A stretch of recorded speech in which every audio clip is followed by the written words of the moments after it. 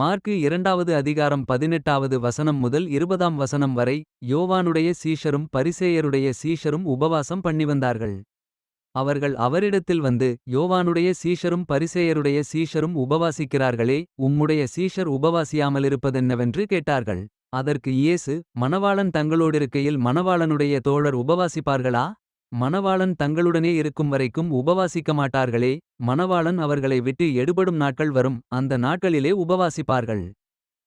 Mark chapter 2 verses 18 to 20. And the disciples of John and of the Pharisees used to fast. And they come and say unto him, Why do the disciples of John and of the Pharisees fast, but thy disciples fast not?